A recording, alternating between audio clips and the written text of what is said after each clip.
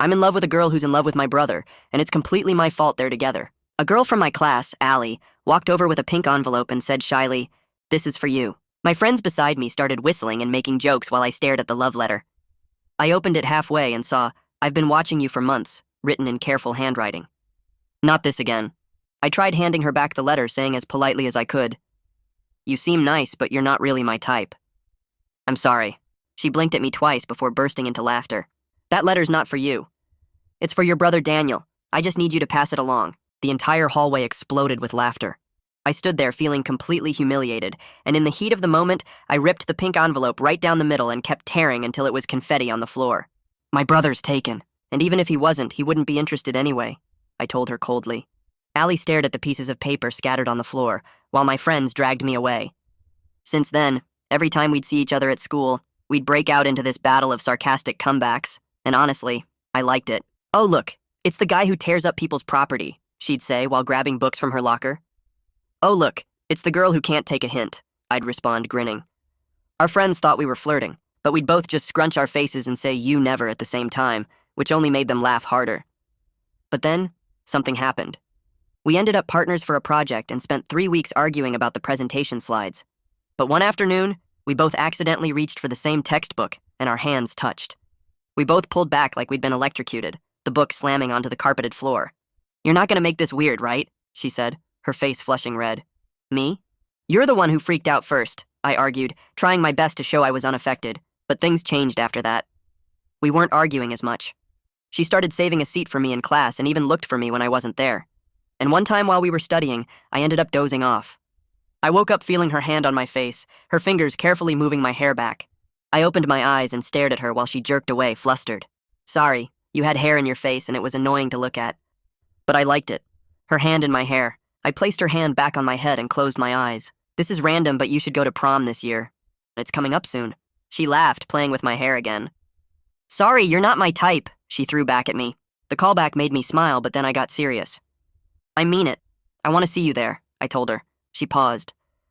"Are you asking me to—" The librarian walked over just then. "Library's closing in 5 minutes." We both shot up from our seats and awkwardly left. When I got home, my brother Daniel was waiting in my room holding pieces of pink envelope taped together. "Found this on your table." "A love letter for me, huh?" He sat on my bed, grinning. "You know, my girlfriend and I broke up just last week. I've been thinking about going to prom with another girl. This Allie person might be what I'm looking for." Sweet. Thoughtful. He looked at me with an expression that he always made when he got a shiny new toy he wanted to take from me. "What do you think? I mean, I heard you guys were close. Think she'd say yes?" I stood there feeling like my feet were sinking into the carpet while he went on and on about the promposal, how jealous his ex would feel. I snuck out again later and started throwing rocks at Allie's window. She finally opened it and opened the front door. "Can we talk?" I asked. She nodded, stepping outside onto the porch looking confused. "What's wrong?" I ran my hand through my hair trying to figure out how to say this. "Daniel's planning this whole promposal thing for you. This Monday." Her face lit up in a way that absolutely killed me. "Really? Oh my God, I need to figure out what to wear and maybe I should." I grabbed her hand without thinking. "Don't say yes." She stopped talking and looked at my face, studying it intensely until she understood. She stepped back and laughed.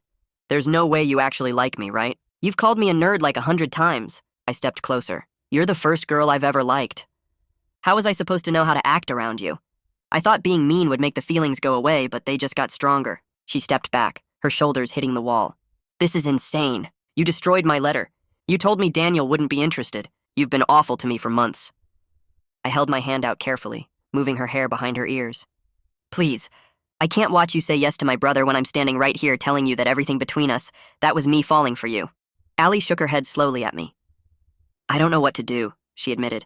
"Daniel's really sweet and I've liked him for so long, but—" Her eyes filled with tears. "But he never made me feel the way you do when we're arguing about stupid chemistry homework. He never made me laugh until my stomach hurt. He never looked at me the way you're looking at me right now." I reached into my jacket pocket and pulled out a folded piece of paper.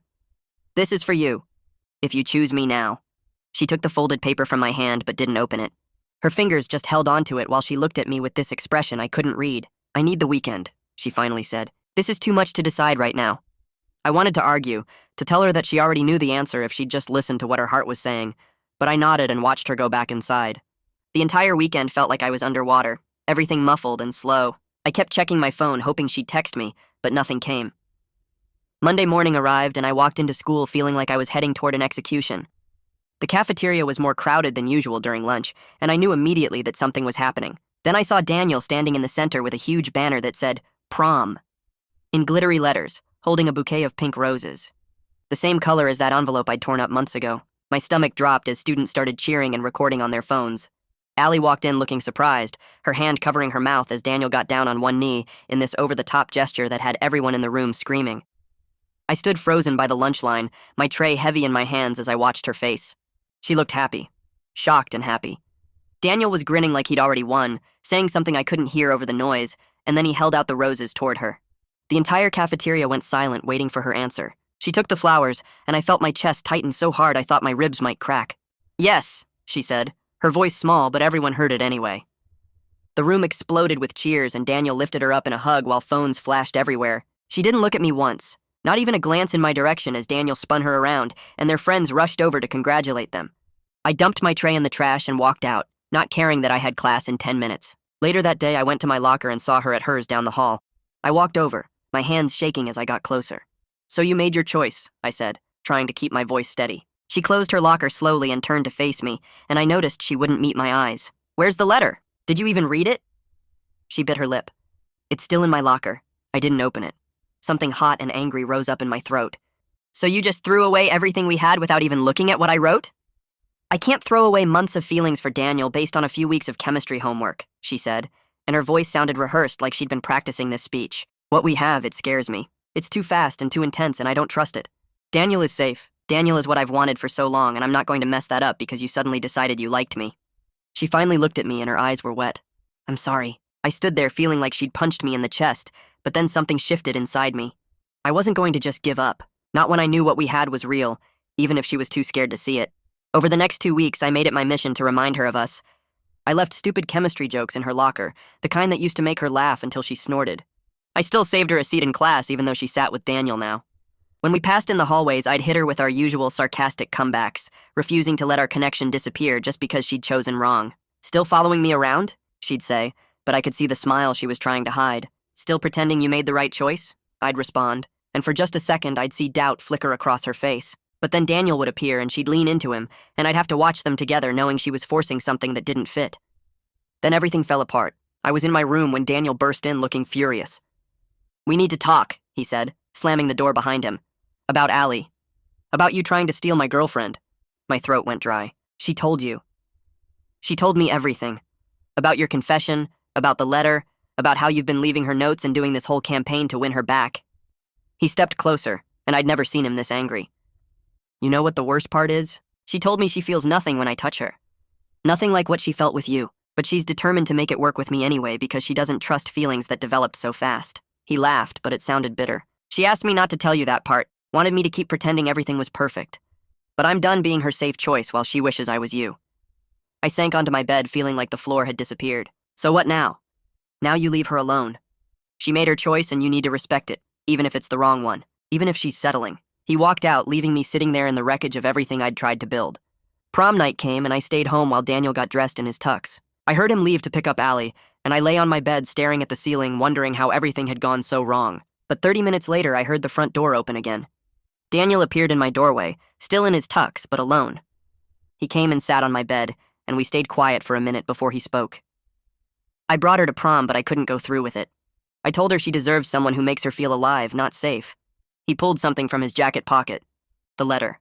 My letter that Allie never opened. "I convinced her to read it in the car. She cried the whole time." He handed it to me, and I stared at the creased paper, now worn from being folded and unfolded. "She's waiting at the prom. For you. Because whatever you wrote in there, it finally made her understand what she's been running from." I grabbed my keys without changing out of my jeans and threw on a button-up shirt, not caring that I looked nothing like prom material. When I got there, I found her standing outside the gymnasium holding my letter in her hands. "You came," she said, and her makeup was smudged from crying. "What did it say? The letter?" She held it up so I could see my own handwriting. "You wrote about the exact moment you fell for me. When we were arguing about the presentation slides and I called you an idiot for using Comic Sans font. You said you realized I wasn't some perfect fantasy. I was real and messy and argued about stupid things, and that's when you knew." She stepped closer. "Nobody's ever seen me like that before." Daniel saw who he wanted me to be. You saw who I actually am. We didn't go inside to the dance. Instead, we sat on the steps and fell back into our usual pattern, trading insults that were really compliments and laughing until our stomachs hurt. So does this mean you're choosing me? I asked. She rolled her eyes. You're still not my type. But she was smiling as she laced her fingers through mine, and I knew that sometimes the best love stories start with a torn-up letter and end with someone finally being brave enough to choose the messier, realer thing.